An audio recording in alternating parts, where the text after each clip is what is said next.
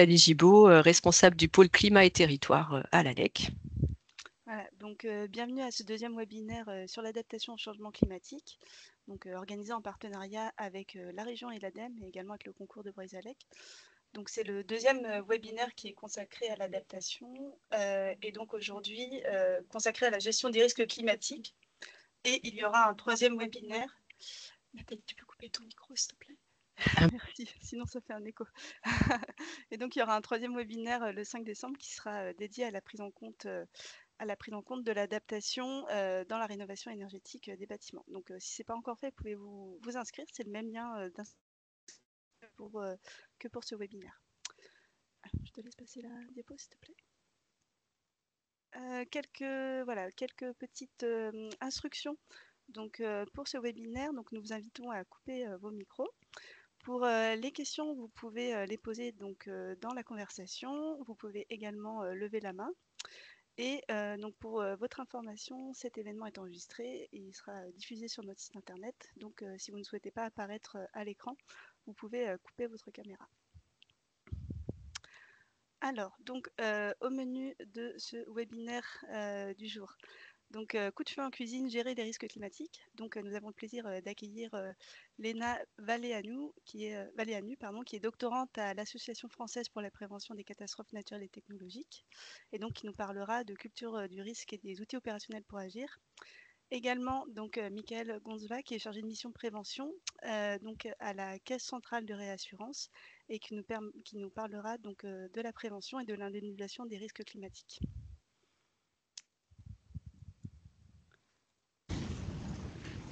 Alors, donc quelques points d'actualité en amont des présentations.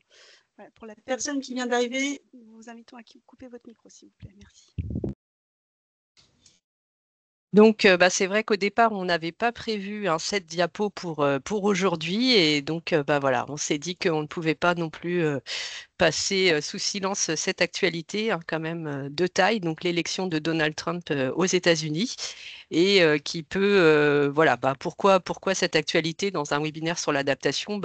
C'était surtout si on pouvait en douter encore aujourd'hui de la nécessité de s'adapter. Voilà, là, pour le coup, c'est vraiment plus que d'actualité, hein. Donc là, c'était pour rappeler que les États-Unis donc, sont le premier contributeur, hein, du réchauffement climatique et que donc dans le programme de Donald Trump, il n'y a pas un mot sur le climat, il n'y a pas un mot sur l'environnement. Et bien pire, il entend vraiment relancer la production d'énergie fossile. Et donc là, vous avez ce graphique de Carbon Brief donc, qui avait estimé au printemps dernier que si voilà, Donald Trump était élu, vous voyez cette courbe donc, qui est très très loin de la trajectoire qu'il faudrait suivre, hein, puisque la trajectoire qu'il faudrait suivre, c'est la courbe jaune donc, qui visait la neutralité carbone en 2050.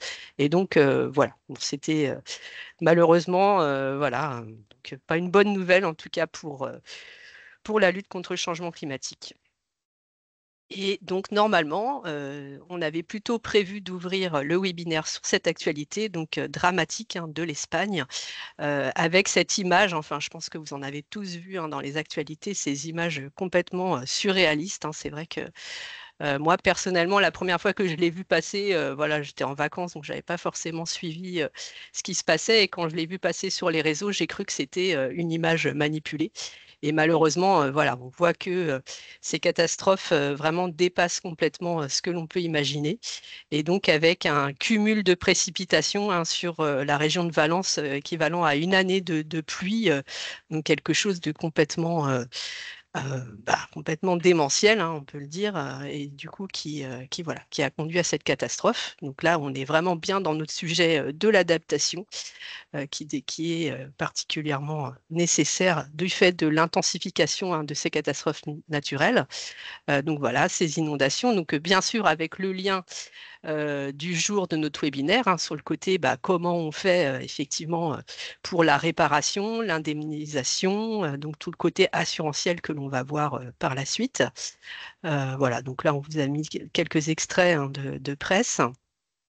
Et puis, mais aussi, voilà, là c'était pour le coup en Espagne, mais en France aussi, hein, on a eu notre lot d'inondations, et y compris en Ille-et-Vilaine, hein, donc vraiment localement avec des très fortes pluies, hein, donc, qui ont été atteints là ces derniers temps. Voilà, et on parle aussi donc du gonflement des argiles, donc sur la commune par exemple de Pompéan, voilà, qui a mené un combat acharné justement pour être reconnu et indemnisé face à ce problème.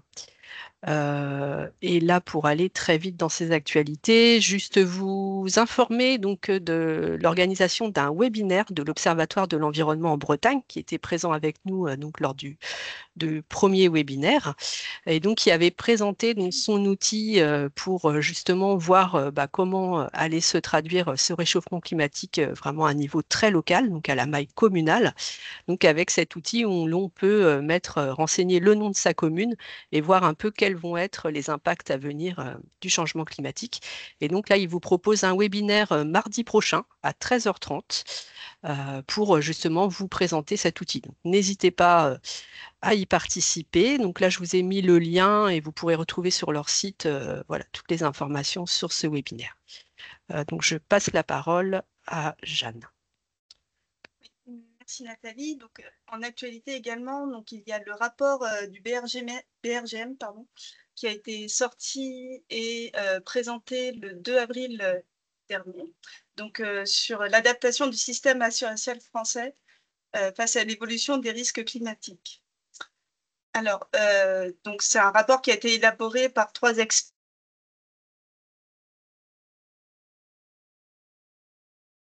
Votre micro s'est coupé, Jeanne. Pardon, excusez-moi.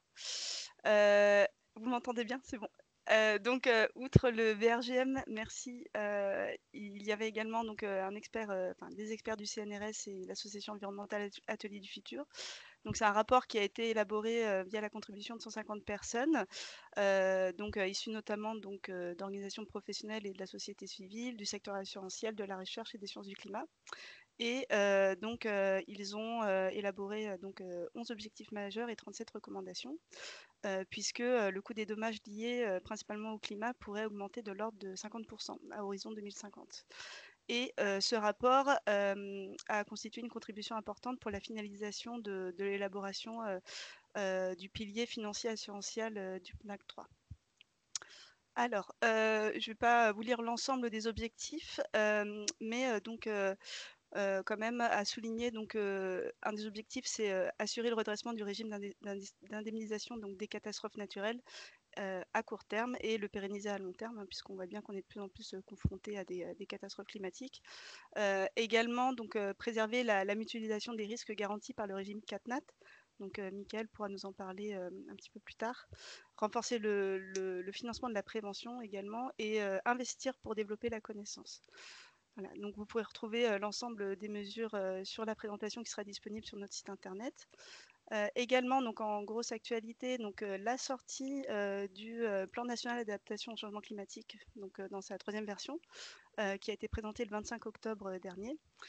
Donc, la TRAC, donc la trajectoire de référence pour l'adaptation au changement climatique, on en parlait la dernière fois, elle prévoit donc plus 4 degrés d'ici 2100 en France, mais donc plus 1,7 degré là en 2024. Donc l'adaptation, c'est vraiment maintenant.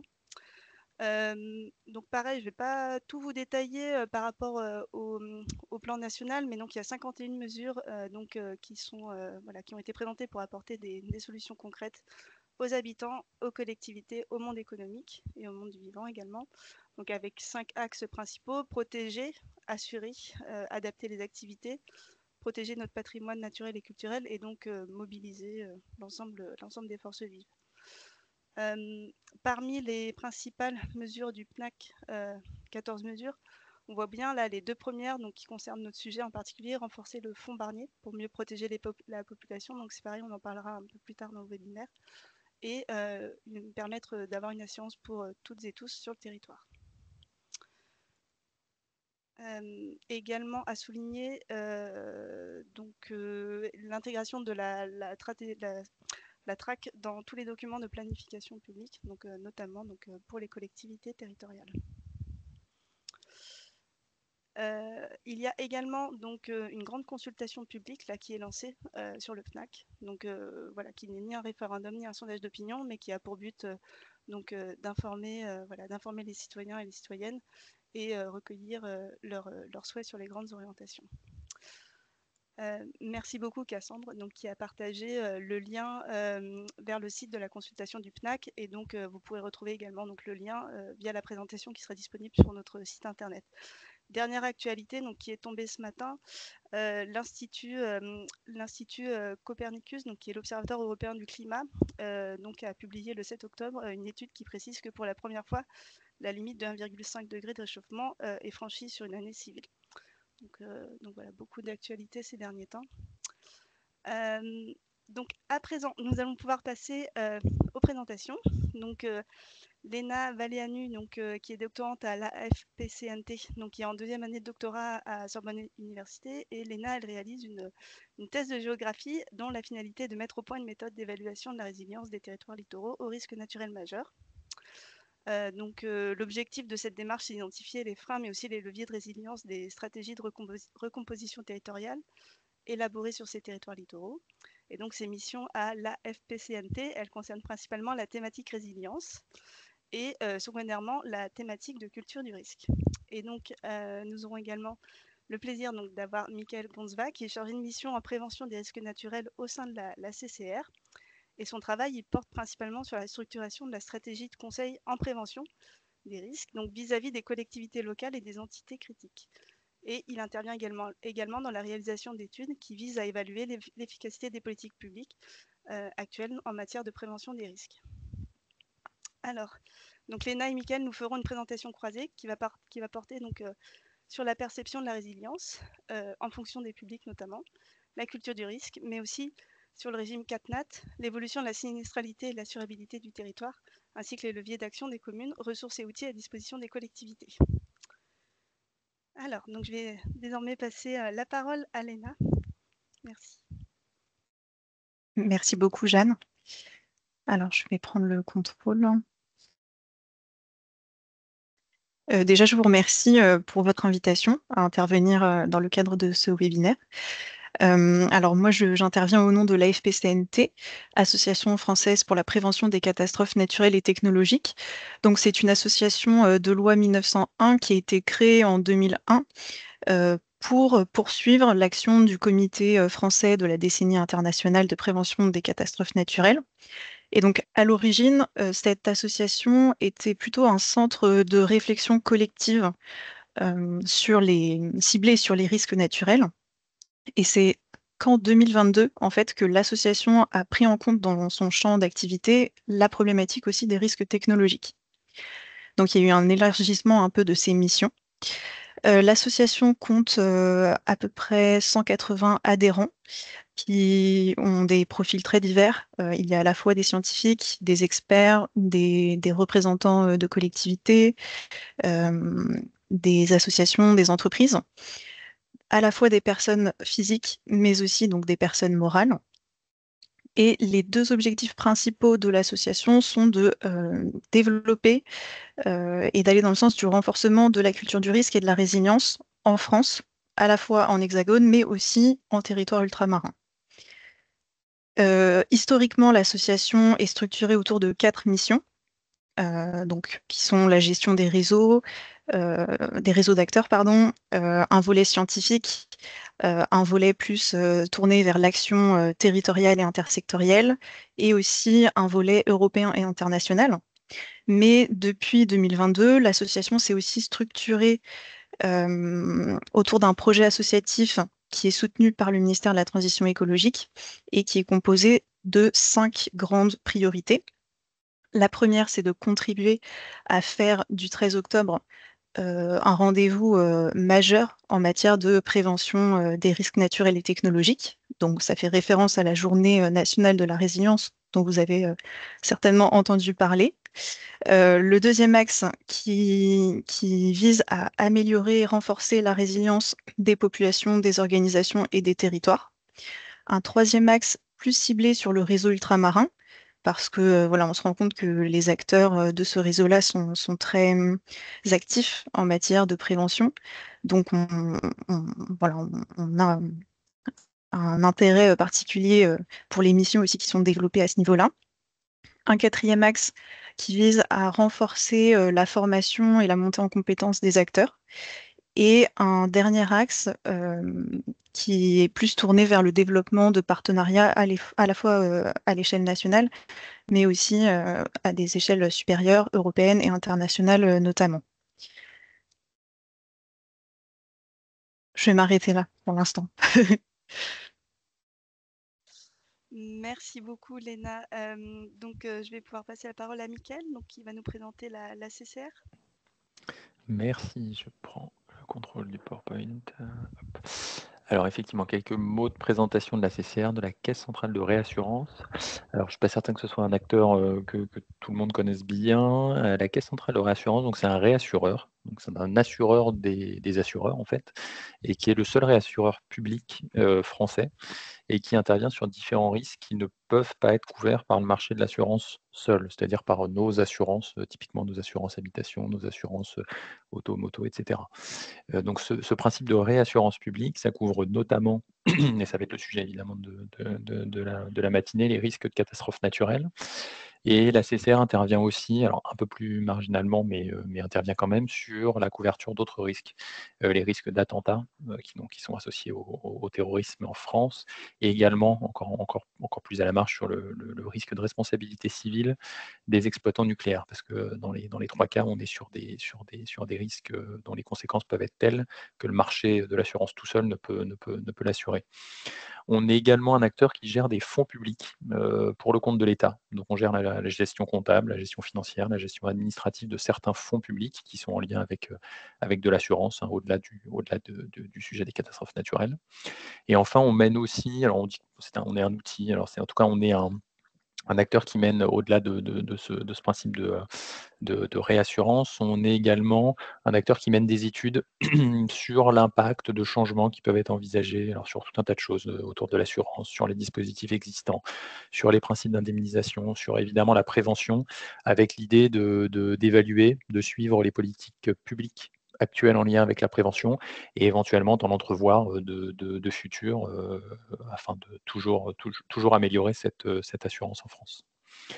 Là, il y a quelques éléments sur effectivement, les trois piliers de la Caisse centrale de réassurance. Donc, il y a vraiment le principe de la réassurance publique que je viens de mentionner. Mais à côté de ça, on a deux volets. On a aussi un volet de modélisation. Donc, on a beaucoup de modèles, notamment de modèles d'aléas, donc sur l'aléa ruissellement, par exemple, sur l'aléa submersion marine, sur l'aléa sismique, sur l'aléa des inondations par débordement, etc., que l'on est capable de modéliser à l'échelle du territoire français, métropole et ultramarin, qui nous permet évidemment d'anticiper les phénomènes autant que possible, et qui nous permet également d'alimenter notre troisième pilier, c'est celui de la prévention. Donc il y a un certain nombre de rapports qui sont publiés sur le site de la Caisse centrale de réassurance, et je crois qu'il y a des ressources qui vous seront partagées, qui nous permettent en fait d'évaluer finalement l'efficacité des politiques de prévention, la mise en place des PPR, l'efficacité des engagements, des opérations financées par le fonds Barnier, etc. Il y a un volet qui est très fort évidemment autour de la CCR et qui fonde évidemment notre action, c'est le régime CatNat. Alors vous avez sans doute entendu parler, le régime d'indemnisation des catastrophes naturelles, pour donner son nom complet. Juste pour vous donner trois infos d'historique, parce que c'est assez important de bien comprendre d'où ça vient. En fait, il a été créé en 1982, donc il y a eu une loi justement en 82 qui a porté sur le secteur de l'assurance et qui venait justement à pallier cette carence de couverture de certains risques, et notamment des risques naturels. Et donc l'idée, ça a été d'étendre une garantie obligatoire à tout contrat dommage aux biens. Donc votre contrat d'assurance habitation, votre contrat d'assurance auto-moto, en fait, permet de vous couvrir, grâce à cette loi de 82, vis-à-vis des catastrophes naturelles. Il faut qu'il y ait un arrêté qui soit publié par le gouvernement, mais dès lors que cet arrêté est publié, ça déclenche, les assureurs sont obligés, ça déclenche l'indemnisation. Il y a un point qui est fort aussi, c'est que c'est fondé sur le principe de solidarité. Alors, j'aime bien le rappeler en tout cas, et ce principe de solidarité, en tout cas dans le cadre des catastrophes naturelles, il est inscrit dans la Constitution. La nation proclame la solidarité et l'égalité de tous les Français devant les charges qui résultent des calamités nationales. Et donc, vous imaginez bien que ce principe constitutionnel, avec les effets du changement climatique que l'on voit déjà, est d'autant plus, à mon sens, d'autant plus fort. Les grands principes du régime CatNat, vous les avez sous les yeux, je ne vais pas forcément rentrer dans le détail point par point, mais, mais c'est vraiment très important de se dire que l'idée, c'est vraiment d'avoir une couverture, d'avoir un régime qui est basé sur de la solidarité. Solidarité au sens où on est dans un modèle effectivement solidaire et non un modèle libéral, hein, typiquement parce qu'on considère, en tout cas en France, que c'est vraiment, il n'y a que ce régime qui permet une assurabilité complète, hein, de tous, hein, les particuliers, les professionnels, les actifs, les retraités, etc., avec l'idée derrière quand même que c'est les moins exposés qui vont contribuer à l'indemnisation des plus exposés. Il y a un principe de responsabilité qui est fort et qui est important. C'est que chacun à son niveau, avec ses moyens évidemment, mais globalement du citoyen à l'État est responsable, de cette, des catastrophes naturelles, des conséquences, de la prévention qui va y être associée, de la culture du risque, et cetera. Et il y a un principe aussi d'équité, c'est l'idée qu'on a un taux de surprime, en tout cas en France, on a un taux de surprime unique, quel que soit son lieu de vie, quel que soit son pouvoir d'achat. Et ça, c'est quand même un volet qui est très fort, du régime CatNat. Peut-être un tout petit point, aussi, alors on y reviendra, autour du fonctionnement, des ressources, hein, associées au régime CatNat. Ce principe de taux de surprime unique là que j'ai mentionné, il y a quelques instants. Typiquement pour les biens immobiliers, ça fonctionne de la manière suivante, hein. Vous avez votre contrat d'assurance dommage aux biens, votre contrat d'assurance habitation, hein, typiquement. Et en fait, il y a une partie qu'on appelle la surprime CatNat qui est à 12 aujourd'hui, alors qui va évoluer à 20 à partir du 1er janvier 2025, on pourra en rediscuter. Mais ce 12 en fait, est dispatché de différentes manières. Alors ce 12 est lui-même redécoupé avec un autre 12 qui vient alimenter le fameux FPRNM, hein, le fonds Barnier. Et il y a une partie en fait qui est conservée, hein, par les assureurs, par vos assureurs. Et après, vos assureurs peuvent, ou ne sont pas obligés, mais ils le font quasiment à 100% en France, hein, quasiment tous les assureurs se réassurent auprès de la CCR. Et il y a dans le cadre de cette réassurance, il y a une partie, c'est le principe du contrat de réassurance, hein, qui est reversé à la CCR. Donc c'est vraiment pour vous donner quelques informations autour de l'alimentation de ces différents étages finalement qui couvrent en France les CatNat. Pour vous donner une idée aussi, le montant moyen en France de la prime CatNat, c'est 25 € par an et par contrat. Donc 25 € par an et par ménage. Et à ce prix-là, donc il y a un prix quand même relativement modique, vous êtes assuré pour la plupart des catastrophes naturelles, des inondations qui viendraient complètement renverser votre maison et vos véhicules. Pour vous donner une idée aussi, hein, quand on cumule l'ensemble de ces primes CatNat, on arrive à un montant total d'un peu plus de 2 milliards, et qui vient finalement alimenter ce régime CatNat. Et c'est dans ces 2 milliards-là, eh bien, qu'on vient ponctionner pour dédommager les sinistrés. Quelques informations aussi sur ce qui est couvert par le régime CatNat. Alors, tous les aléas ne sont pas forcément inclus, hein, vous les avez sous les yeux. L'idée, c'est vraiment de couvrir les dommages matériels directs qui sont non assurables, ayant eu pour cause déterminante l'intensité anormale d'un agent naturel. Et quand on parle d'agent naturel, hein, ça va être évidemment les inondations de toute nature, hein, que ce soit les submersions, les ruissellements, les débordements. Un autre sujet qui est très fort et qui ne fait qu'augmenter, hein, c'est les retraits gonflements des argiles qui sont couverts. Il y a quelques aléas qui ne sont pas couverts, notamment le recul du trait de côte, qui est évidemment un sujet qui va ne faire que croître, hein, dans les prochaines années, les prochaines décennies. Et ce phénomène n'est pas couvert parce qu'on considère que c'est un phénomène certain, le recul du trait de côte. Et donc dans ce cadre-là, on sait que le niveau marin va augmenter. Donc dans ce cadre-là, le régime CatNat n'est pas déclenché. Pour vous donner enfin une idée sur les dépenses associées au régime CatNat, parce que c'est important, ça donne quand même un peu le poids des aléas et le poids évidemment du changement climatique que l'on pressent déjà. Depuis 1982, donc depuis la création du régime CatNat, dans les statistiques, hein, que peut mener la Caisse centrale de réassurance, le coût moyen des catastrophes naturelles, c'est 1,3 milliard, 1,4 milliard par an. C'était essentiellement porté par les inondations, vous voyez quasiment à 50%, et globalement 50% et 40%, c'est de la sécheresse géotechnique, hein, les fameux retraits gonflements des argiles.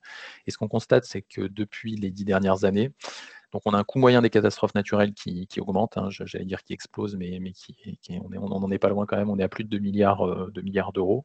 Et on constate qu'on a une inversion un peu de la tendance, c'est que le sujet des inondations, en proportion en tout cas, est moins prépondérant que celui de la sécheresse géotechnique, des retraits gonflements des argiles. Donc ça laisse quand même pressentir les prochaines actions à mener dans les années à venir, évidemment autour de l'inondation, hein, dans le cadre de la prévention, mais évidemment aussi et surtout faire de la prévention autour du retrait gonflement des argiles. Merci. Alors, on avait une Oui. question, excusez-moi de vous interrompre, on a une Non, je vous question en de prie. Christophe Valnet, donc qui portait peut-être sur justement ce qui était dit. Oui, Vous bonjour pouvez prendre la Christophe parole. Valnet. Oui, bonjour, vous m'entendez bien? Oui, Très bien. Christophe Valnet de très l'Agence bien. régionale de santé.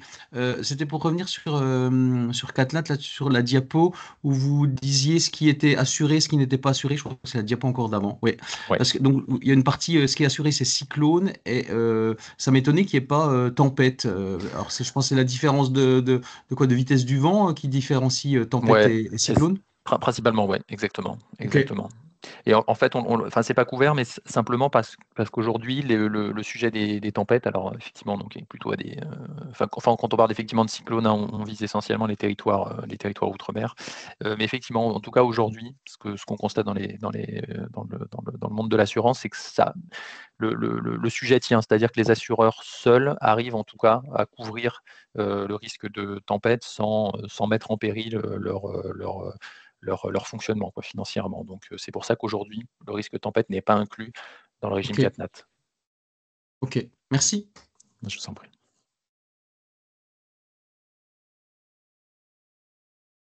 On peut peut-être enchaîner tout de suite, comme on s'est un peu interrompu, avec une autre question de monsieur ou madame Chotard. Je vous laisse prendre la parole.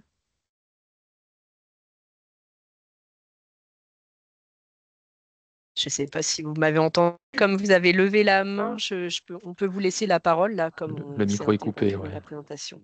Oui, votre micro est coupé.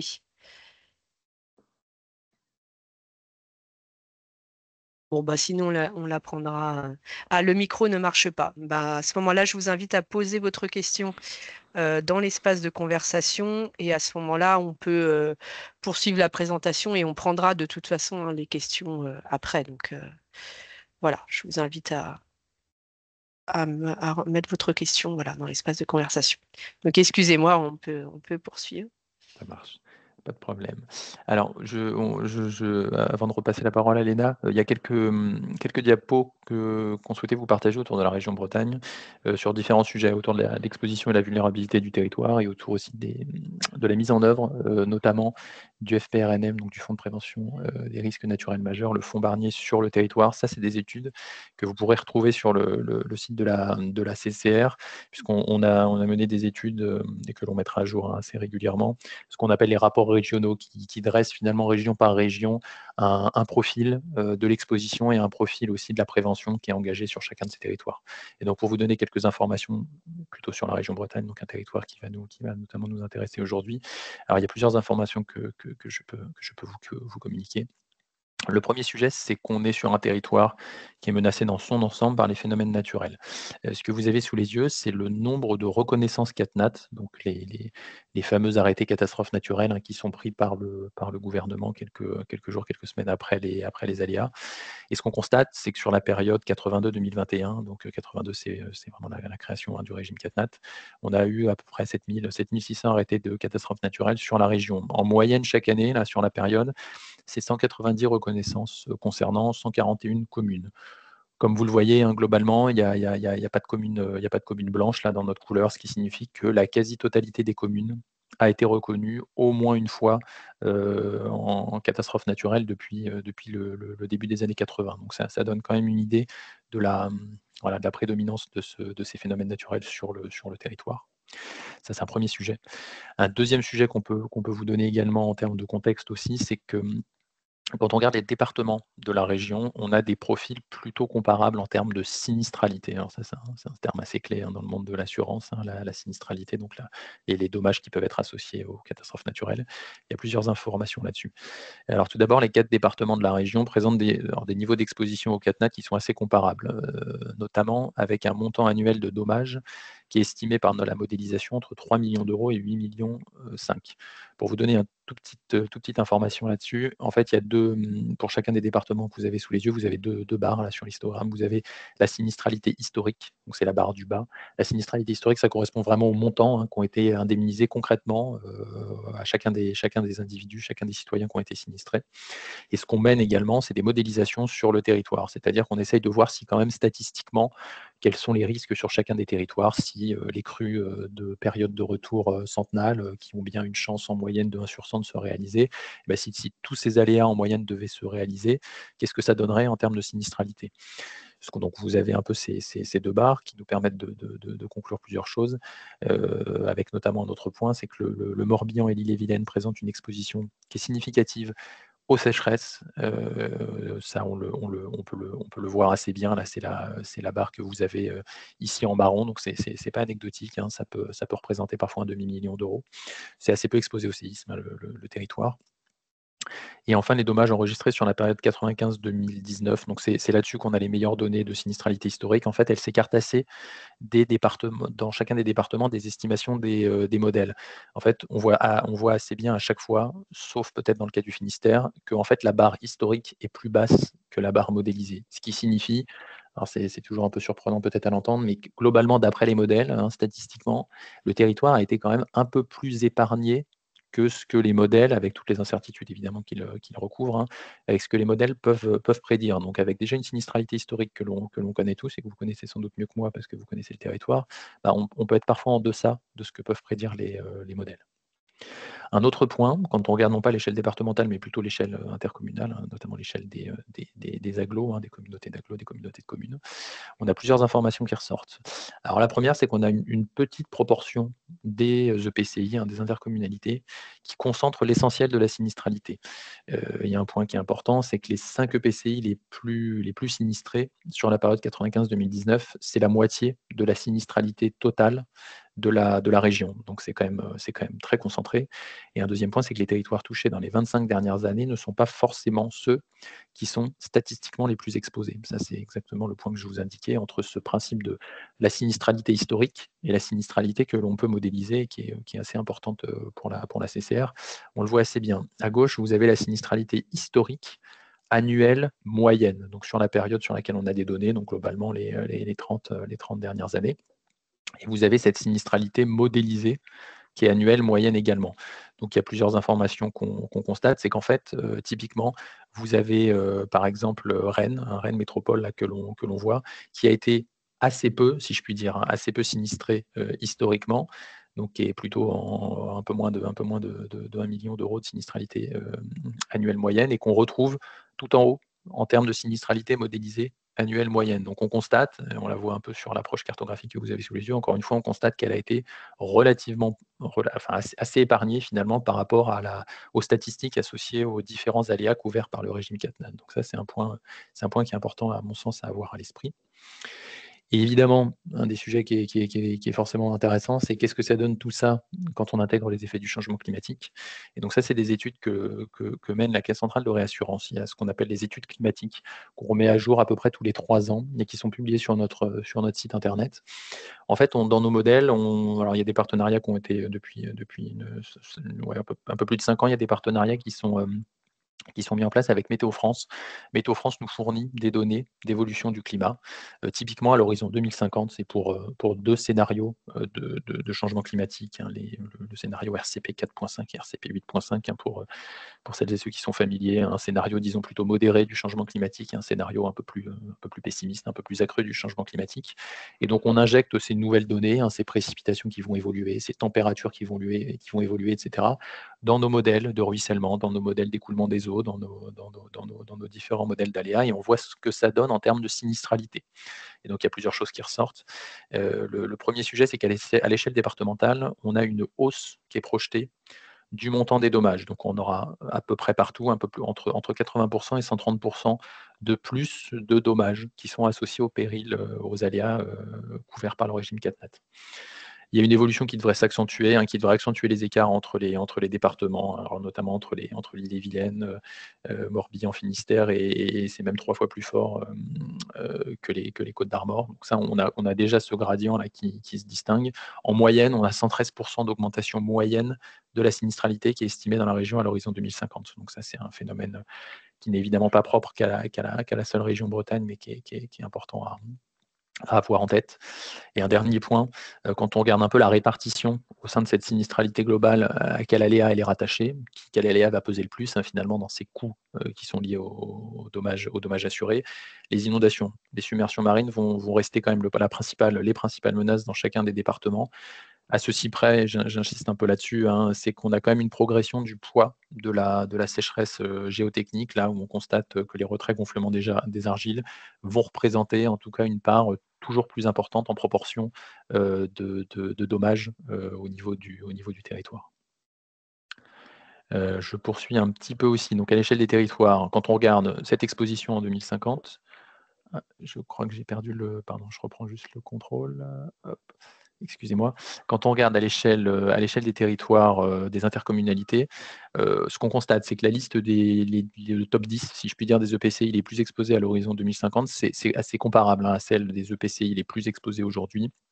Il y a une petite différence, c'est la hiérarchie entre les intercommunalités. Là, on a quelques changements, mais globalement, dans le top 10, on retrouve les mêmes entre aujourd'hui et 2050. Et on constate, on le voit un peu sur la cartographie là, notamment Rennes et Lorient vont demeurer quand même plus exposés que les autres. Là, on voit les deux barres qui représentent en millions d'euros cette sinistralité modélisée annuelle qui est moyenne, donc tous les ans à l'horizon 2050. Donc dans un climat futur, on voit qu'on est quand même assez loin devant. Je m'arrête là, pardon pour ma partie. Merci Mickaël pour cet exposé. Donc on voit bien que nos territoires ne sont pas épargnés donc, par la hausse de l'exposition aux risques climatiques. Je vois qu'il y a des questions là dans la conversation. Je vous propose qu'on les prenne tout à l'heure. On a prévu un temps d'échange dans quelques minutes. Donc je vais passer la parole à Léna qui va notamment nous parler de la perception citoyenne des risques majeurs et de la résilience. Merci beaucoup. Je vais prendre le contrôle également. Voilà. Oui, alors sans revenir sur des points qui ont été évoqués en introduction, je voulais simplement rappeler le contexte dans lequel on se trouve actuellement, qui est un contexte dans lequel des changements globaux se manifestent à différentes échelles. On a tout ce qui est croissance démographique, augmentation de l'urbanisation qui n'est pas toujours maîtrisée non plus, l'impact des changements climatiques, l'effondrement de la biodiversité, etc. Et en fait, tous ces changements génèrent des risques nouveaux qui concernent tous les territoires. Et ces territoires peuvent être soumis à des perturbations ou des chocs ou des stress qui sont plus ou moins lents ou plus ou moins rapides. Bon, on l'a vu, il y a eu différentes crises économiques, sociales, sanitaires. Il y a tous les effets du changement climatique qui augmentent l'intensification et la fréquence de phénomènes extrêmes aussi. Et donc, dans ce contexte, souvent la résilience est présentée comme un impératif et une solution pour élaborer des actions très concrètes sur le terrain qui permettent de répondre à tous ces enjeux. Avant d'aller un peu plus loin pour voir concrètement ce qui peut être mis en place, donc on souhaitait revenir sur quelques définitions. Notamment les définitions de risque, de culture du risque et de résilience. Et je vais vous expliquer aussi par la suite pourquoi c'est important de revenir un peu au concept. Alors sur le risque, un risque, on le définit souvent comme la combinaison entre un aléa et un enjeu. Donc un aléa qui peut être un phénomène d'origine naturelle ou bien anthropique, et un enjeu qui se réfère davantage donc aux personnes, aux biens, aux équipements qui peuvent être soumis qui peuvent être amenés à subir des préjudices, des dommages. Le risque, donc, ça va être la combinaison de ces deux aspects-là, et on va définir un risque lorsqu'un aléa est susceptible de produire des dommages sur un territoire où sont présents justement des enjeux. Alors, si on regarde ce terme, à la fois au niveau français, mais aussi voilà, dans la littérature anglo-saxonne, lorsqu'on compare un petit peu les mots ou les termes qui font référence à cette notion-là, donc on voit en français que les synonymes du terme risque sont plutôt des mots comme aléa, danger, hasard, péril, inconvénient, donc plutôt des termes qui évoquent des externalités négatives de manière générale. Cela va induire en fait des approches de prévention qui vont davantage être tournées autour de la prévention des conséquences négatives des phénomènes. À l'inverse, en anglais, les synonymes sont plutôt braver, confronter, oser, donc plutôt des termes à connotation positive. Et donc les approches de prévention vont être un peu différentes. Tout ça pour dire que les concepts ne sont pas neutres et en fonction de l'usage du vocabulaire qu'on a, eh bien, les pratiques, les modes de gestion vont être un peu différents. Sur la culture du risque maintenant, vous voyez ici donc apparaître à l'écran un nuage de mots qui représente les réponses, le poids des réponses des acteurs des risques que l'on a interrogés à l'époque lorsque j'étais en stage à l'association, afin de voir un petit peu comment ils percevaient justement cette expression et comment ils la comprenaient. Donc pour eux, les mots qui ressortent, qui apparaissent en tête de la hiérarchie, ce sont les termes comme information, perception, intérêt. Donc pour eux, en fait, l'information est très importante parce qu'elle va permettre de partager et de transmettre justement des informations préventives sur les risques pour accroître la connaissance et la connaissance du sujet et la connaissance des comportements des populations. Mais il y a aussi le terme perception, puisque chaque territoire présente des spécificités qui lui sont propres. Et donc les populations, les acteurs qui habitent ce territoire vont pas forcément avoir les mêmes habitudes de vie ou la même perception. Et donc c'est important en fait de prendre en compte ces spécificités pour justement adapter l'information de prévention ensuite qui est transmise. Et donc voilà, c'est important en fait de recueillir le ressenti et la perception des populations pour personnaliser l'information à leur égard. Donc c'est quelque chose qu'on va voir par la suite à travers les enquêtes aussi que je vais vous présenter. Simplement revenir aussi sur la notion de résilience dans le cadre de cette enquête qu'on a menée en interne auprès des acteurs des risques. Alors la résilience, c'est un terme qu'on retrouve dans différents domaines, y compris le domaine des risques. Et donc, dans ce domaine-là, la résilience vise à anticiper, à faire face et à se remettre, à se relever, rebondir à l'issue d'un événement qui pourrait être particulièrement traumatisant. Donc ici, dans les réponses, on voit que les acteurs interrogés considèrent la résilience comme un concept, donc plutôt une idée assez générale et abstraite qui se représente. Pour eux, c'est un terme qui est connoté positivement, qui est bien accueilli, qui est porteur de valeurs positives. Et là aussi, on va voir que ça se recoupe avec les enquêtes que l'on a menées. Et enfin, le terme vulnérabilité aussi ressort. C'est vrai que c'est un mot qui est souvent mis en balance avec le terme résilience dans la littérature de manière générale, mais même dans le vocabulaire des acteurs des risques. Parfois, on compare, on oppose ces deux notions, ou parfois on considère qu'il y a des complémentarités. Et bon, ce qu'on observe dernièrement, c'est qu'il y a quand même eu un glissement sémantique qui s'est opéré de la vulnérabilité vers la résilience. Et on considère que la vulnérabilité est plutôt vue comme le pendant un peu négatif de la résilience, qui va s'axer sur les faiblesses, voilà, les points de fragilité d'un territoire, alors que la résilience est vue plus comme un horizon à atteindre, un objectif à atteindre sur le long terme. Alors, on parlait de perception et de culture du risque juste avant. Donc cette diapo, en fait, simplement pour dire qu'il est important en fait d'étudier et de comprendre la dimension humaine de tous ces sujets et de voir comment les populations perçoivent les risques et comment elles réagissent aussi face à ces risques. Donc, on a eu l'occasion de mener une petite étude à la FPCNT sur les biais psychosociologiques dans le fait d'acquérir ou non des comportements préventifs face aux risques majeurs chez les populations, justement. Ce qu'on observe, c'est qu'il y a un certain nombre de facteurs qui peuvent générer justement des bons comportements ou à l'inverse, des comportements à améliorer, qui ne sont pas forcément considérés comme préventifs. Par exemple, l'environnement ou l'attachement au lieu de vie, ce sont des éléments qui vont à la fois générer des comportements préventifs, puisque voilà, des populations qui habiteraient par exemple une zone inondable, eh bien,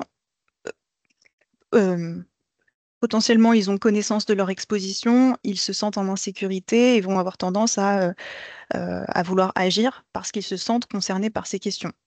L'attachement au lieu de vie, ça va aussi dans ce sens-là. Si en plus ces populations ont la mémoire ou le vécu d'un événement, ça renforce aussi cette idée.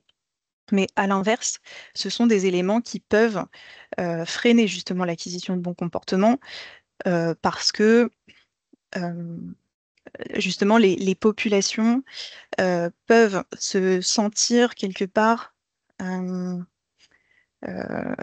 si par exemple elles n'ont pas eu l'expérience d'un événement, qu'elles n'y ont pas été confrontées directement, eh bien elles peuvent justement ne pas être sensibilisées en fait au sujet ou prendre un peu de recul par rapport à ces questions et, et sous-estimer le risque auquel elles sont pourtant confrontées.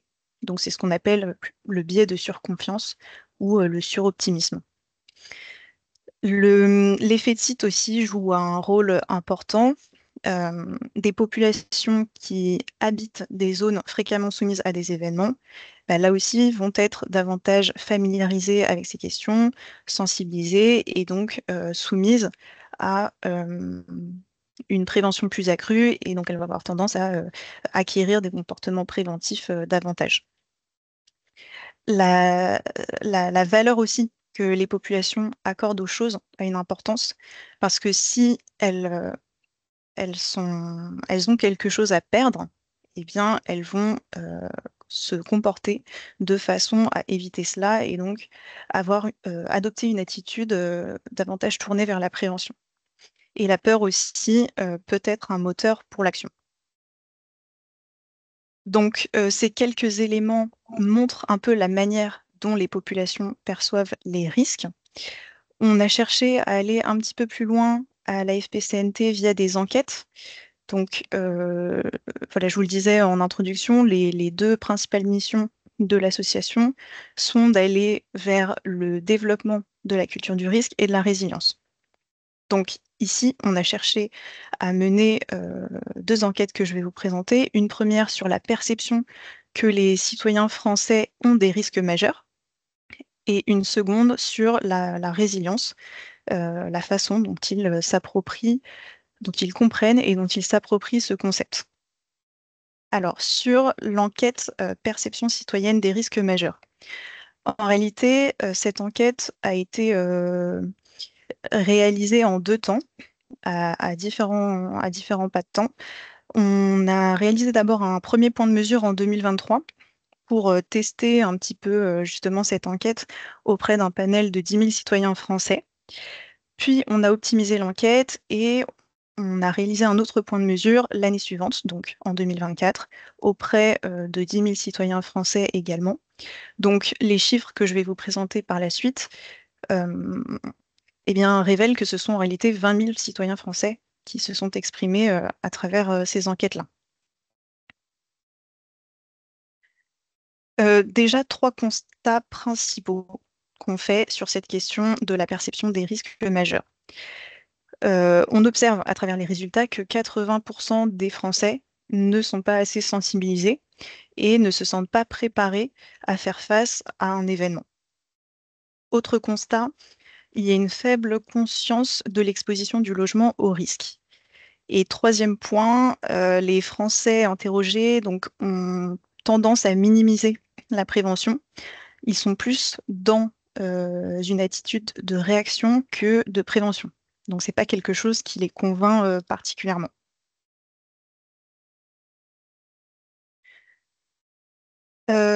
Ici, donc vous voyez apparaître, donc c'est une diapo qui focus un petit peu plus sur justement la conscience de l'exposition du logement à des risques. Et on voit que la moitié des Français ignore en fait si elle est exposée à des phénomènes naturels ou technologiques. Donc on voit que voilà, il y a des efforts à mener, notamment côté des acteurs de la prévention, puisque même si par exemple le site GeoRisque existe et permet de tester, de voir en fait quelle est l'exposition du logement en renseignant son adresse postale, ben, malgré tout, la moitié des Français ne sont pas au courant en fait de leur propre exposition.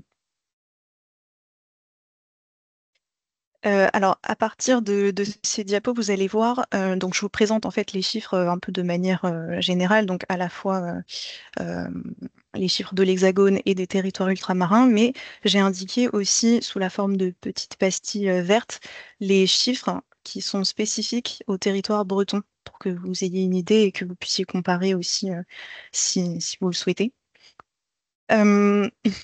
Alors, on voit aussi à travers les résultats de cette enquête que les phénomènes climatiques et météorologiques de type canicule, grand froid, pluie, verglas viennent en tête des préoccupations et des angoisses des Français aujourd'hui.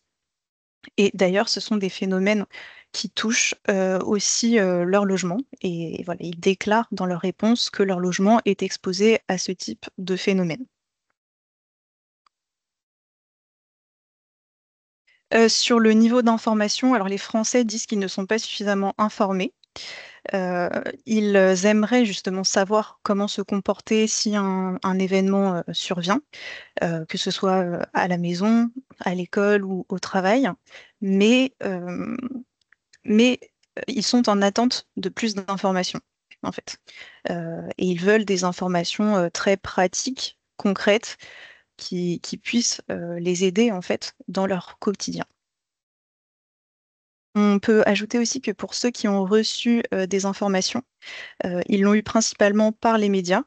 Donc on voit qu'il y a un enjeu médiatique important aujourd'hui et que ça peut être justement un support sur lequel les acteurs peuvent s'appuyer pour justement mener une communication qui soit efficace et utile aussi. Globalement, donc on a vu un manque d'informations, mais aussi un manque de préparation et peu de mesures concrètes mises en place par les Français. Seuls voilà, 50% des personnes qui se disent exposées, enfin sur ces 50% des personnes qui se disent exposées, seuls 12% sont passés à l'action et ont mis en œuvre concrètement des actions. Donc, un tiers des Français, à peu près, commencent à connaître les sites institutionnels de référence comme GeoRisque, Vigicru, Météo France, sans même attendre les messages en provenance de la part des autorités. Ils savent aussi ce qu'est un kit d'urgence et pour certains, ont commencé à en préparer un. Et puis, il y a le débroussaillement aussi qui ressort parmi les mesures. Ça paraît logique puisque voilà, on parle de plus en plus du risque incendie. On a cherché aussi dans cette enquête à examiner quels étaient les freins ou au contraire les incitations à la mise en œuvre concrète d'actions. Donc sur les freins, on a 3 freins qui ressortent principalement. Les Français ont conscience de la menace et des risques, mais il manque d'informations sur les bons comportements et les consignes qu'ils peuvent suivre pour se protéger face à ces phénomènes. Il y a aussi un enjeu de communication des pouvoirs publics. Pour eux, la communication institutionnelle reste faible et ils ne sont pas entièrement satisfaits de ce point de vue-là, alors qu'ils estiment que les informations préventives doivent venir de ces acteurs. Et puis enfin, ils manquent d'informations et ils veulent des mesures très pratico-pratiques voilà, qu'on leur communique pour qu'ils puissent les appliquer concrètement dans leur quotidien. Sur les incitations, 3 incitations principales. Pour mettre en œuvre des actions, les Français souhaitent avoir accès à une meilleure connaissance des risques qui sont situés à proximité de leur lieu de résidence.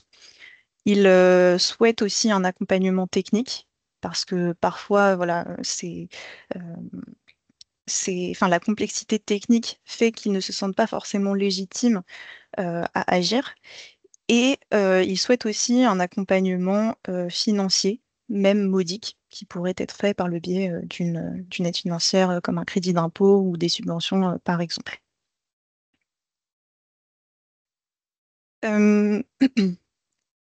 Dans les acteurs perçus comme importants pour intervenir en matière de prévention des risques, les Français estiment qu'il y a les mairies et les préfectures, donc plutôt des acteurs de proximité.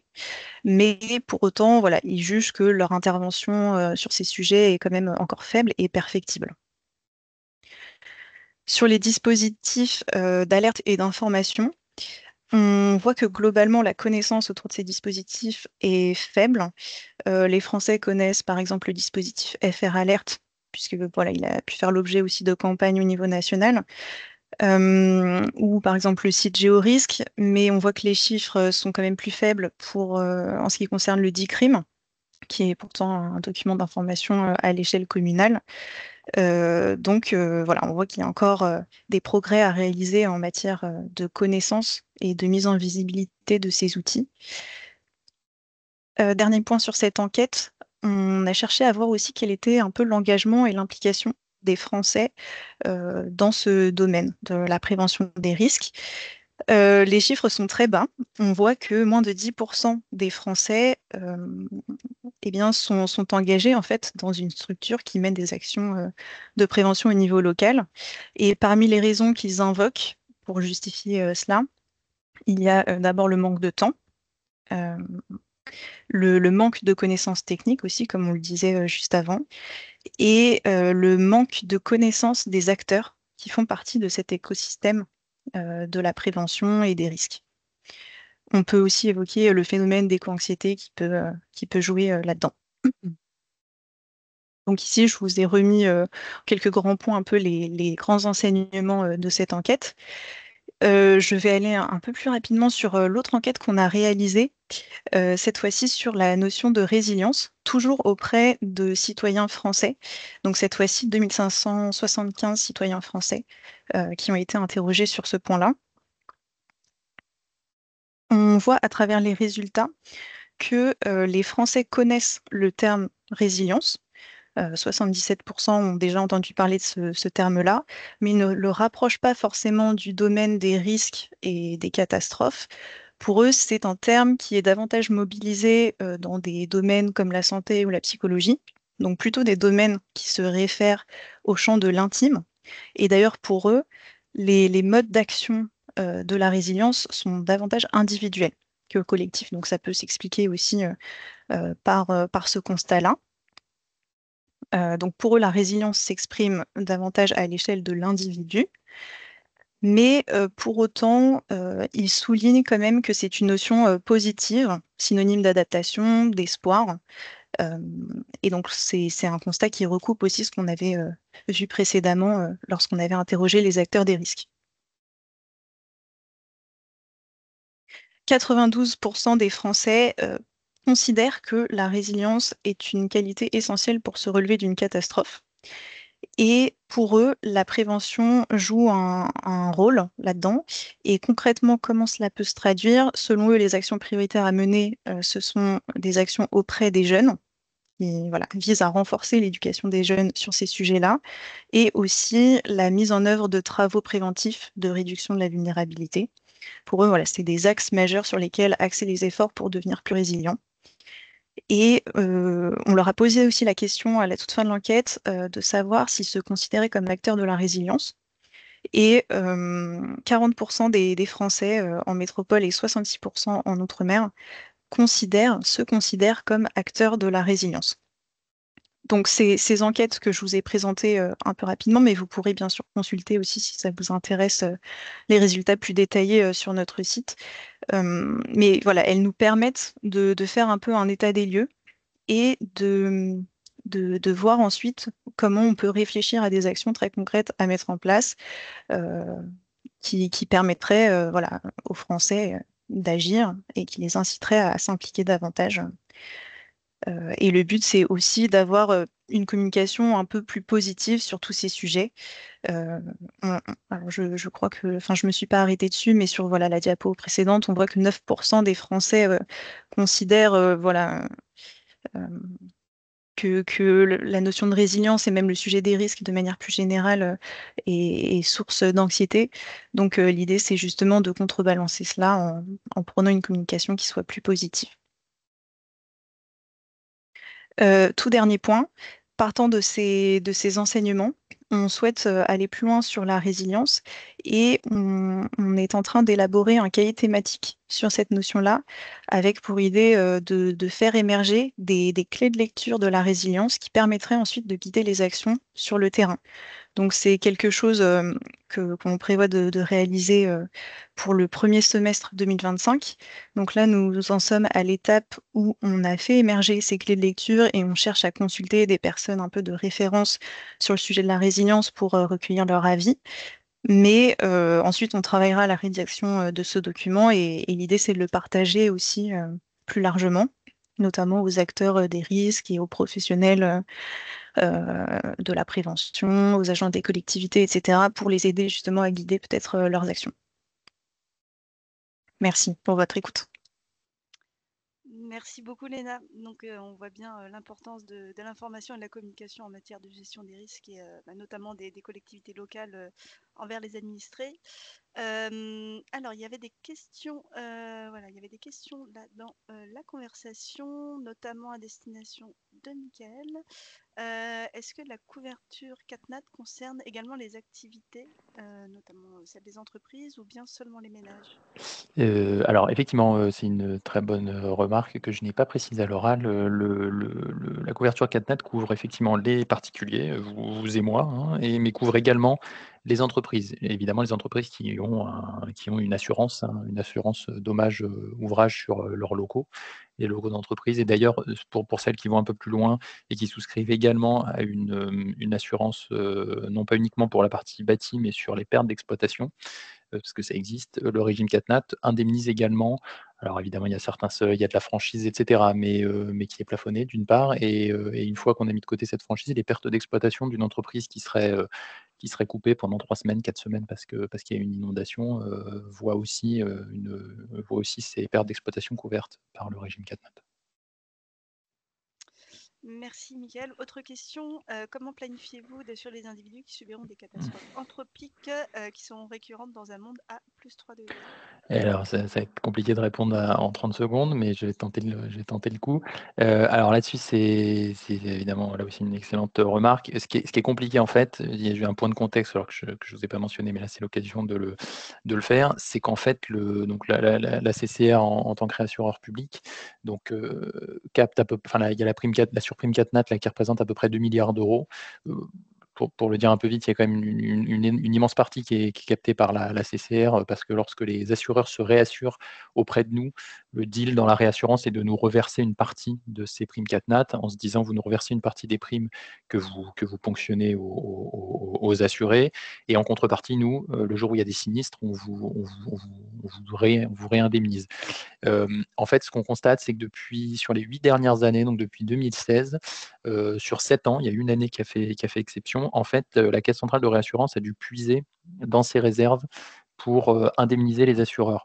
Donc dit autrement, c'est que les primes CatNat là, qui sont ponctionnées sur les contrats d'assurance là, depuis quasiment 7-8 ans là, ne suffisent plus à indemniser les sinistrés. Donc il faut puiser dans nos réserves. Alors on en a un petit peu, mais on commence à, enfin c'est pas pérenne du tout. Enfin typiquement si on se prend un Xynthia et une tempête Irma sur une même année, ça va pas fonctionner quoi. Ça va être compliqué d'indemniser. Alors Il y a un parachute, il y a une garantie limitée de l'État derrière, mais voilà, vous imaginez bien que l'État ne souhaite vraiment pas qu'on déclenche cette garantie de l'État. Voilà, ce serait à l'État de payer. Donc il y a ce contexte qui est compliqué, qui est en tension. Et alors, comment on assure les individus, comme vous dites, avec une augmentation dans un monde à plus 3 degrés? Alors, il y avait peut-être deux sujets. Il y a un sujet, il y a l'augmentation de la prime CatNat, la surprime CatNat, dont vous avez peut-être entendu parler dans l'actualité, là, qui fait l'objet de quelques communiqués de presse. Donc là, c'est un peu l'idée à court terme de se dire, malheureusement, il faut augmenter un peu plus cette surprime. Donc, on va augmenter l'enveloppe qui permet d'indemniser. Donc, à court terme, ça fonctionne plutôt bien. Juste pour info, sur l'augmentation de cette prime CatNat, en moyenne, l'augmentation va représenter à peu près entre 1 et 2 euros par mois en plus par ménage pour pérenniser quand même le système, le régime CatNat. Donc ça reste quand même assez monique. Ça, c'est plutôt une idée court terme quand même. Mais sur le long terme, évidemment, et on ne peut que le répéter, c'est évidemment agir sur la prévention à tous les étages, de la prévention collective, depuis les digues jusqu'à la prévention individuelle. Enfin, là, Léna l'a très bien dit sur la perception du risque. Il y a énormément de choses qui doivent se faire à l'échelle individuelle. Et là-dessus, évidemment, il faut mobiliser tout un tas de subventions, tout un tas de fonds. Et là aussi, le fonds Barnier est indispensable. Et on a vu ça. Il y a eu un très bon accueil du côté de la CCR quand on a appris là il y a quelques jours que le fonds Barnier qui devait être raboté, qui devait être maintenu là, à peu près à 225 millions d'euros, comme à peu près comme l'année précédente, a été augmenté de 300 millions d'euros. En fait, on se rend compte, et on aura l'occasion d'en parler là dans quelques instants, on se rend compte que il y a un effet de levier qui est extrêmement important dès lors qu'on mobilise ce fonds. Voilà, j'étais un peu long, je suis désolé, mais c'est pour essayer de répondre à cette question. Non, mais vu la complexité, effectivement, plus difficile de faire plus court. Non, merci beaucoup. Et dernière question, Mickaël. Ouais. Dans vos modélisations, tenez-vous compte du développement futur, donc croissance démographique et développement économique? Et oui, à quelle hypothèse? Ouais, alors là, je vais réussir à faire plus court. Là-dessus, effectivement, on tient compte de cet aspect-là. Quand je vous ai présenté les résultats à l'horizon 2050, en fait, il y a deux facteurs qu'on regarde. Il y a l'évolution du climat, donc là, c'est essentiellement ce que j'ai indiqué. Et il y a un autre facteur qu'on voit, c'est aussi l'évolution de ce qu'on appelle les valeurs assurées, donc c'est-à-dire l'ensemble des biens, les véhicules, les maisons, les locaux d'entreprise, etc.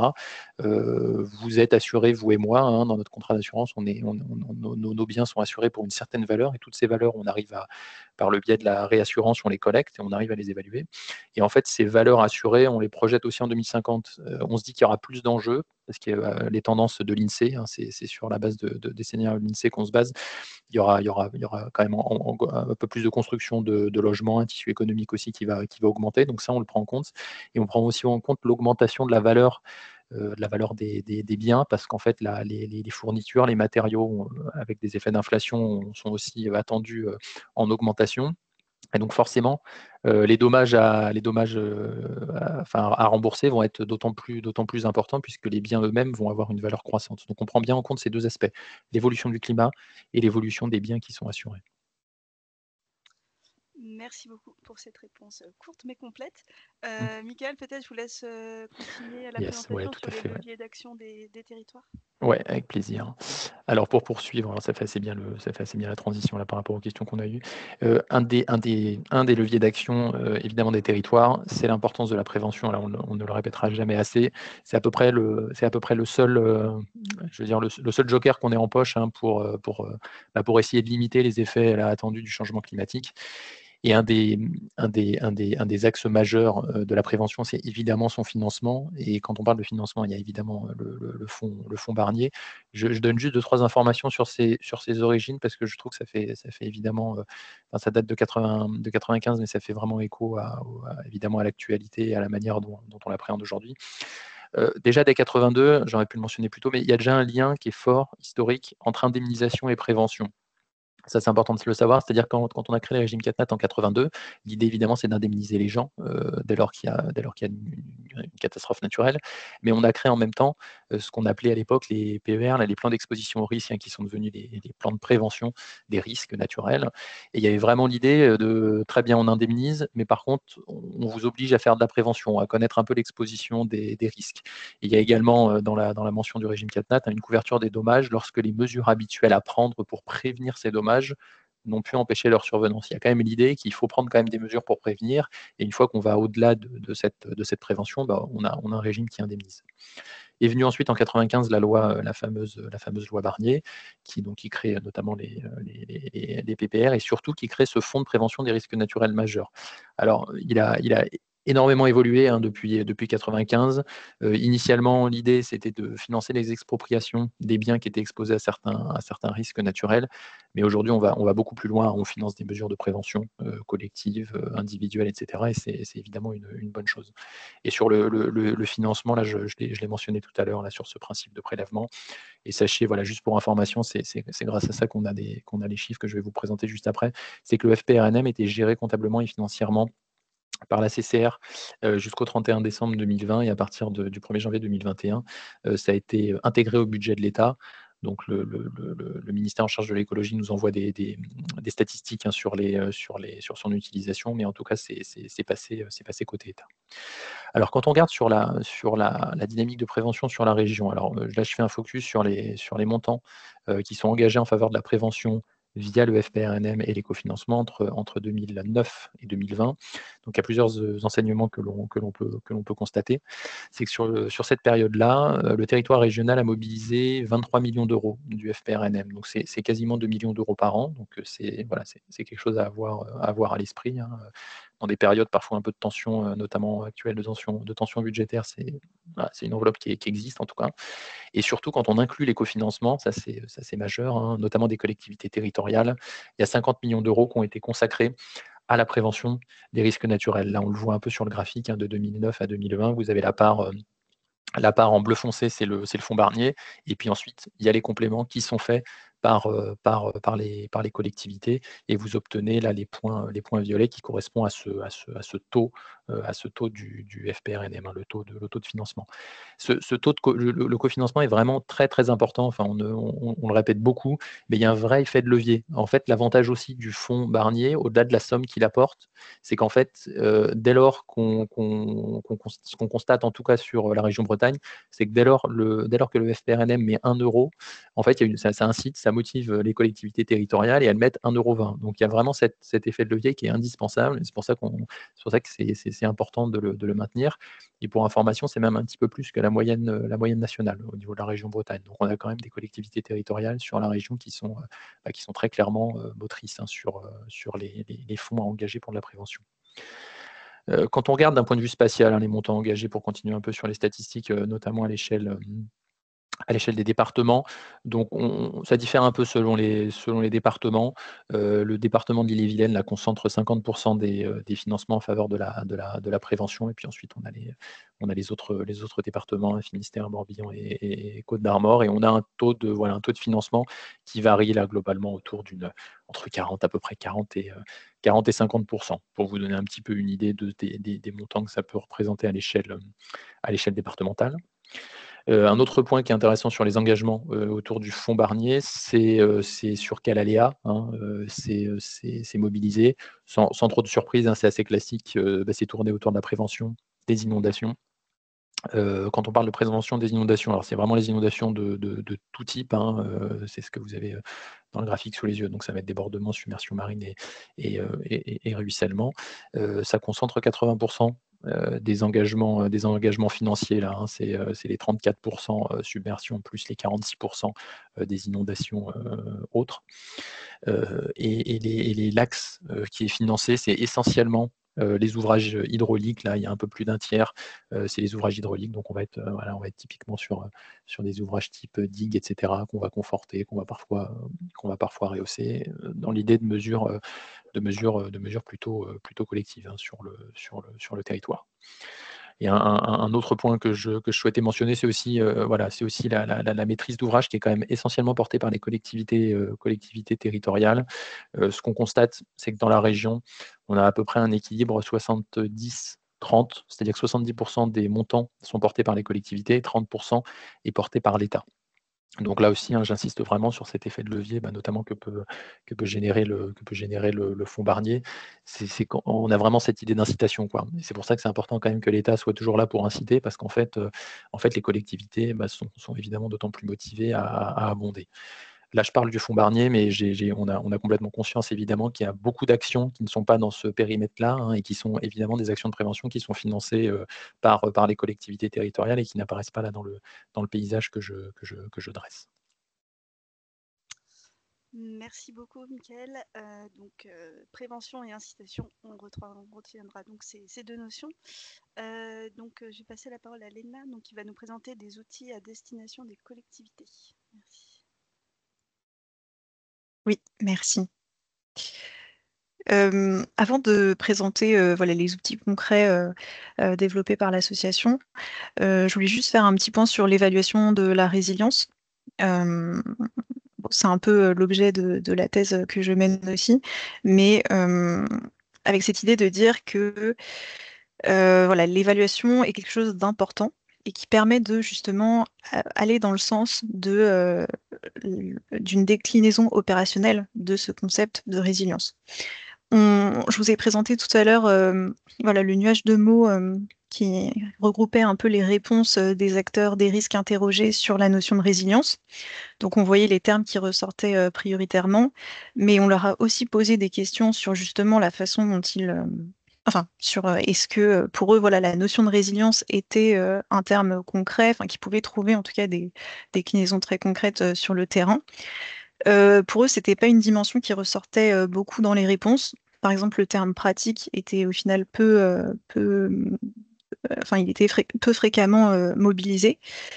Donc, il y a cette idée de dire que la résilience est une approche pratique, mais en même temps, c'est pas forcément perçu comme tel, et il semblerait qu'il y ait un manque de lisibilité par manque peut-être de méthode d'évaluation de l'efficacité des actions conduites, parce que ce qu'on se rendait compte aussi à travers des entretiens qui ont pu être menés parallèlement, c'est que les acteurs des risques mènent des actions sur le terrain, mais ne prennent pas forcément toujours le temps d'évaluer en fait l'efficacité de ces actions sur les publics cibles. Donc bon, je vous ai mis une petite citation de Marc Upti, qui est un professeur en études de développement, mais voilà, qui rappelle que pour être opérationnel, un concept doit être applicable à des situations concrètes, d'où le fait d'aller vers justement une prise en compte de l'évaluation plus importante pour traduire concrètement le concept de résilience sur le terrain. Donc l'évaluation de la résilience, elle pose plusieurs questions. Déjà, on cherche à évaluer un système qui peut être une population, une organisation ou un territoire, à la fois les composantes de ce système, mais aussi des éléments extérieurs à ce système. Donc l'évaluation va permettre d'apprécier de manière objective le système et l'analyse aussi de ses composantes. Ce système est soumis à des perturbations qui peuvent être de différentes natures. Et l'idée à travers l'évaluation, c'est de voir un peu quelles sont les forces et les fragilités de ce système, qu'il soit une population, une organisation ou un territoire.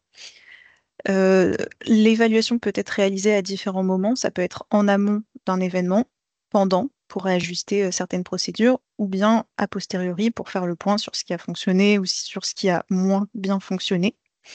Elle peut être réalisée par différents acteurs, des collectivités, des professionnels des risques, par exemple. Et il existe différentes méthodes. Certaines donc, ont déjà été mises en œuvre, mais donc on peut citer par exemple les retours d'expérience, les méthodes de diagnostic, les méthodes qui font appel à des indicateurs. Et donc, il existe certaines méthodes, c'est ce qu'on constate, mais elles ne sont pas forcément bien documentées ou bien partagées. Et donc, voilà, c'est un sujet qui mériterait d'être creusé et d'être approfondi, parce que voilà, on se rend compte qu'il y a quand même une vraie demande aussi de la part des différents acteurs voilà, qui ont besoin d'être accompagnés aussi sur ce point-là. Je vous ai montré aussi, donc, vous voyez donc la figure en haut à droite de la diapo qui fait apparaître les critères, les indicateurs, les descripteurs. C'est juste pour dire que les indicateurs qui permettraient d'évaluer une action, l'efficacité d'une action, reposent sur des critères définis préalablement, et ces critères sont eux-mêmes définis par rapport à des objectifs. Le tableau en jaune fait apparaître quelques critères qui pourraient guider justement l'évaluation de l'efficacité des actions menées. Par exemple, si la personne en charge de l'action elle-même était confrontée à un événement déjà par le passé, est-ce que l'action fait participer les citoyens? Est-ce qu'elle prend en compte les questions de risque, mais voit aussi plus large en considérant d'autres aspects, plus sociaux, environnementaux, économiques? Est-ce que l'action s'inscrit sur le temps long, etc. Donc là, vous avez des exemples. Donc, comme c'est un travail en cours, je n'irai pas plus loin, parce que c'est justement l'objet de ma thèse, mais c'était simplement pour faire un petit focus. Passons maintenant aux actions concrètes. Alors nous, à la FPCNT, donc on mène des actions pour justement renforcer la culture du risque des populations. Ici, vous voyez apparaître certaines actions en matière d'inondation, mais certaines d'entre elles se retrouvent aussi pour d'autres aléas. On réalise par exemple des vidéos témoignages en s'appuyant sur des personnalités reconnues dans le domaine pour sensibiliser les populations autour de toutes ces questions. On a fait aussi des documentaires sur le risque inondation, mais aussi sur d'autres types de risques. Il y a des webinaires aussi organisés chaque mois pour comprendre en 1 heure un sujet plus particulier. À destination des publics plus jeunes, on a aussi réalisé des quiz ou des cahiers d'activités pour tester un peu ses connaissances. Donc là, en l'occurrence, sur le risque inondation, mais ça existe aussi pour d'autres types de risques. On a produit aussi des catalogues qui permettent de recenser les outils sous différents formats, mais qui existent et qui permettent aux acteurs territoriaux de s'inspirer de ce qui existe pour créer eux-mêmes leurs propres outils ou pour avoir un peu connaissance de ce qui existe. En termes d'animation, on mobilise aussi régulièrement les démonstrateurs inondation. Donc en fait, ce sont des simulateurs qui permettent de tester la force de l'eau en, à différents niveaux d'eau. Donc, il y a une porte de garage et une porte de voiture, et donc les participants peuvent tester eux-mêmes un peu la résistance de ces portes-là et se rendre compte en fait de la force de l'eau, et c'est très efficace pour la sensibilisation. On a aussi d'autres actions plus artistiques ou culturelles, comme les pièces de théâtre ou les lectures de contes qu'on réalise auprès de publics scolaires dans les écoles, par exemple. Je voulais mentionner aussi en avant-dernier point ce guide des bonnes pratiques que l'on a produit en collaboration avec Assurance Prévention, la MRN et Calixis, qui recense tous les documents pédagogiques qui préconisent des bons comportements à adopter en fonction des risques auxquels on est potentiellement confronté. Donc, il a été conçu avec une entrée par aléa et une entrée selon le format de l'outil, puisqu'il y a vraiment différents types d'outils. Ça peut être des quiz, des escape games, des plaquettes, ce genre de choses.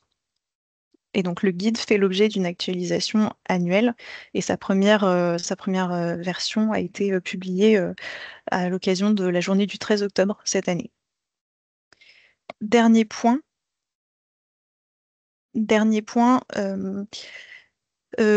je voulais évoquer l'initiative Prépa-Risque, qui est en fait une démarche que l'on a lancée en 2023 pour aider en fait les collectivités, donc communes et intercommunalités notamment, à se préparer et à tester en fait leurs plans communaux de sauvegarde, par exemple, de manière très concrète, à travers des sessions qui sont organisées euh, sur différents créneaux. Ce sont des sessions très courtes qui durent moins de 3 heures. Il n'y a pas besoin de préparation en amont. C'est gratuit et en fait, ça permet de tester ses compétences en situation réelle, même si il s'agit d'une simulation. Et donc, les participants reçoivent des messages en temps réel via une plateforme dédiée et aussi par SMS. Donc, ils peuvent communiquer par ce biais-là avec la FPCNT et puis Prédic Service aussi qui est présent lors des exercices. Pour cette année, on n'a pas encore le calendrier de disponible. En général, ce sont des sessions qui s'organisent au printemps, donc là probablement au printemps 2025. Donc bon, lorsque j'aurai les informations, je pourrais éventuellement les transmettre si cela intéresse. Mais pour vous donner une petite idée, donc on a organisé cette initiative-là en 2023, elle a été reconduite en 2024, et sur ces 2 sessions, ce sont plus de 6000 communes qui ont participé à l'opération nationale. Donc voilà, tout le monde peut s'inscrire si il y a ce souhait-là, en tout cas qui est formulé au niveau du territoire. Merci pour votre écoute. Merci beaucoup, Léna, pour la présentation de ces outils. Alors, il y avait la question, avez-vous le lien du guide? Oui, il sera accessible depuis la présentation qui vous sera envoyée. Et là, on essaye de vous le mettre dans la conversation. Alors, il y aura une question qu'on pourra aborder tout à l'heure, donc sur le taux d'anxiété. Léna, je ne sais pas si vous souhaitez y répondre tout de suite ou un peu plus tard lors du prochain temps d'échange. On peut la garder pour la fin. Comme vous le souhaitez. Ouais. Bon, on va enchaîner dans ces cas-là avec peut-être l'évolution de la sinistralité de la région, et puis on pourra approfondir le temps d'échange en toute fin de webinaire. Merci. Je reprends, pardon. Ouais, effectivement, le contrôle. Donc sur les enjeux, je terminerai là-dessus, hein, ça va être assez court, mais évidemment important. Sur les enjeux liés à l'assurabilité des territoires. Alors ce concept d'assurabilité qui porte assez bien son nom et qu'on entend et que vous allez entendre de plus en plus dans l'actualité, parce que c'est évidemment c'est le cœur du sujet. Là, ça a été mentionné dans le PNAC, hein, qui a été présenté là en tout début par Nathalie et Jeanne. Évidemment, la hausse de la sinistralité qui est liée au changement climatique et encore plus, qu'on constate encore plus là, sur ces dernières années. Ça implique plusieurs besoins. Il y a évidemment le maintien du principe de solidarité par la présence des assureurs dans tous les territoires. Ça a été un peu mentionné, donc, notamment dans le PNAC. Et il y a un rôle qui a été donné à la Caisse centrale de réassurance là, dans le courant de l'année, avec une lettre de mission qui nous a été confiée par le précédent gouvernement, le précédent ministre de l'économie et le précédent ministre en charge de l'écologie, en demandant à la CCR de porter le rôle d'observatoire de l'assurabilité.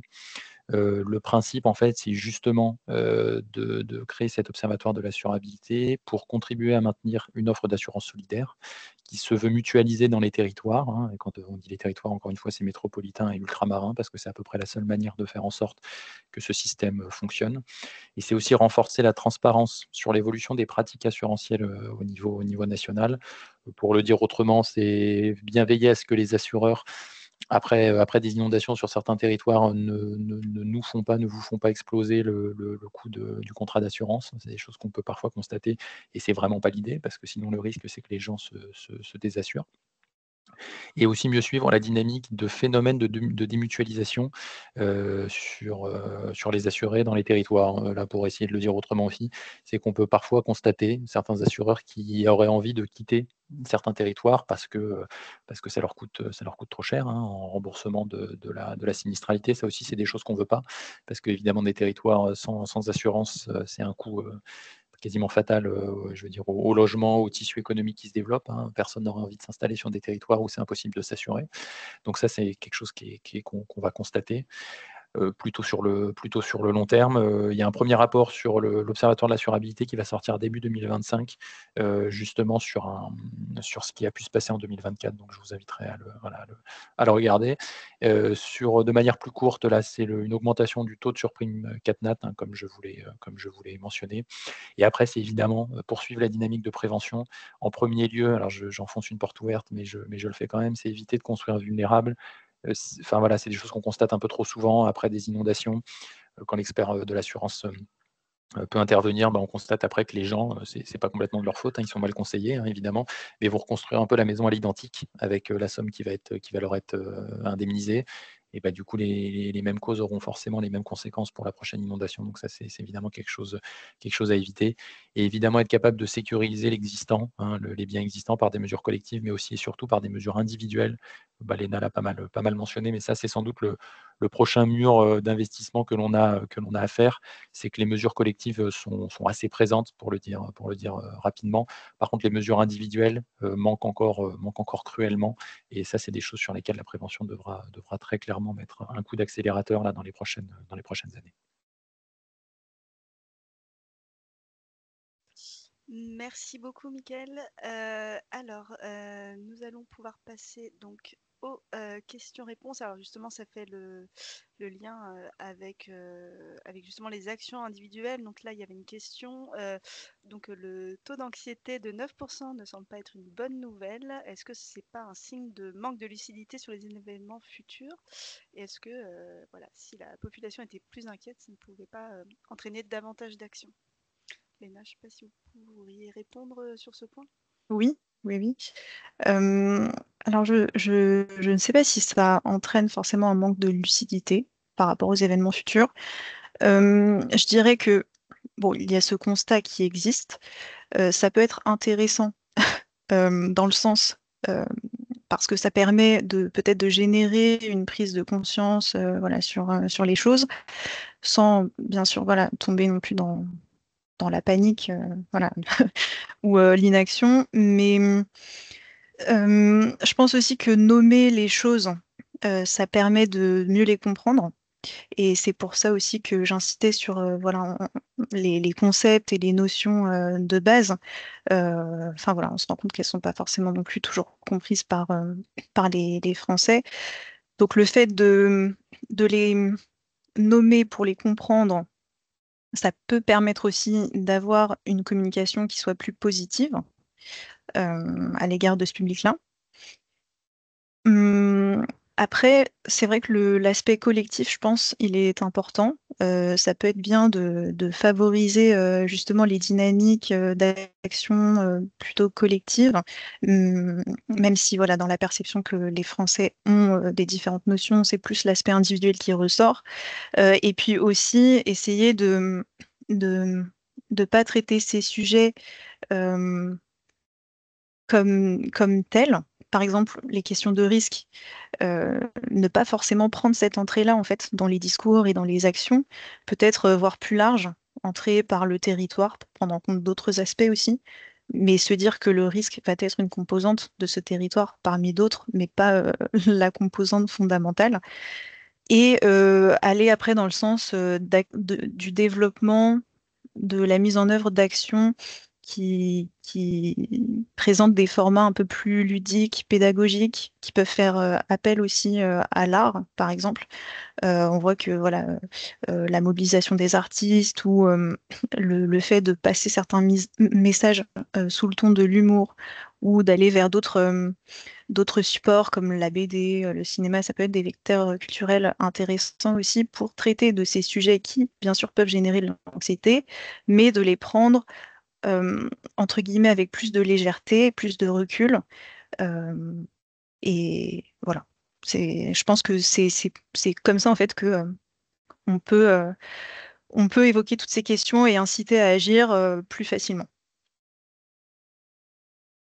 Oui, ben merci. Alors, je ne sais pas s'il y a une dernière question. On a déjà un peu débordé hein, de l'horaire de fin prévu, mais on peut prendre encore voilà, une ou deux questions s'il y en a. Sinon, on va conclure.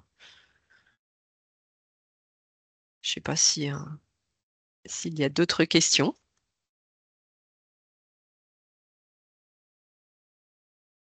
Sinon, on peut s'arrêter là, hein. Donc, en tout cas, un grand merci donc, à nos deux intervenants du jour, hein. Je pense que voilà, vos présentations étaient vraiment très intéressantes. Et donc, comme Jeanne l'a déjà dit, hein, les présentations seront disponibles donc, sur notre site internet et on va également hein, vous l'envoyer par mail hein, pour les personnes inscrites. Donc, vous pourrez retrouver voilà, toutes les références qui ont été évoquées, les outils également hein, à destination des collectivités. Et puis donc l'annonce du troisième webinaire hein, prévu dans ce site, donc jeudi 5 décembre, où il sera question donc, de l'adaptation au changement climatique dans la rénovation. Donc là, plutôt l'angle bâtiment. Donc on en a également parlé aujourd'hui, mais voilà, ce sera l'occasion de revenir plus en détail sur cette problématique. Et donc, pour le lien d'inscription, c'est le même hein, que celui pour ce webinaire. Donc, vous pouvez, si vous n'êtes pas déjà inscrit, le réutiliser. Voilà. Voilà, on reste à votre disposition, Nathalie et moi. Vous aurez nos contacts. Et puis, on se retrouve donc le 5 décembre. Merci beaucoup aux intervenants et merci à toutes et tous. Bonne journée. Merci beaucoup. Au revoir, merci. Au revoir. Au revoir. Merci beaucoup. Au revoir. Au revoir.